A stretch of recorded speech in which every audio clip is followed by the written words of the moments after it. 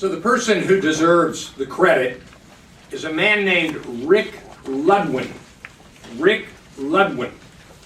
My guess is you've never heard of him, but Ludwig. Everybody else said, this will not work. They have what they call screening tests. And this had the lowest screening test imaginable.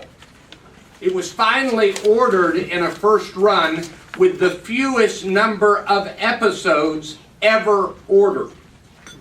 But Rick Ludwig kept finding a way to squeeze it into the schedule. And one of the famous quotes is, this should put at rest forever the value of a screening test.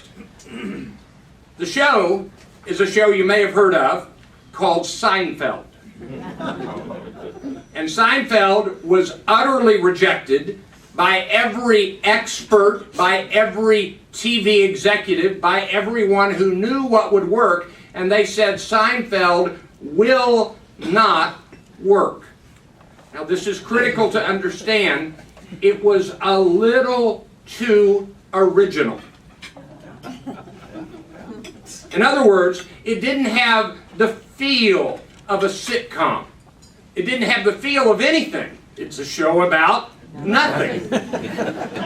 But Rick Ludwig, who knew comedy but wasn't great at it, failed kind of as a stand-up, knew variety shows but did not know sitcoms.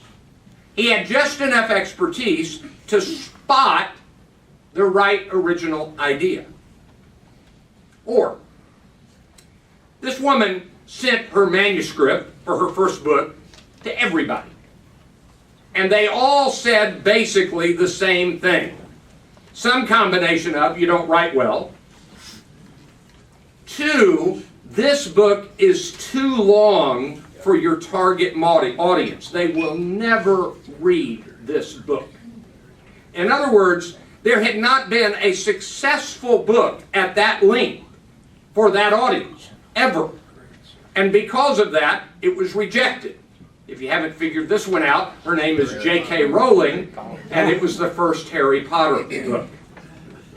So here's the struggle, is you got to be original, but you got to have a champion of your originality, and it's got to be different, but it's got to have, well, you see the problem?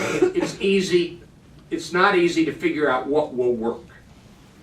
So why is this book worth our time? Number 1, Originals is the story of people from multiple arenas who are original, and the story of their originality, the approaches, products, breakthroughs that have helped move the world forward. This is an important story to grasp. Number 2, Originals is something of a template, teaching us how to become more of an original. Hint, it starts with being a nonconformist.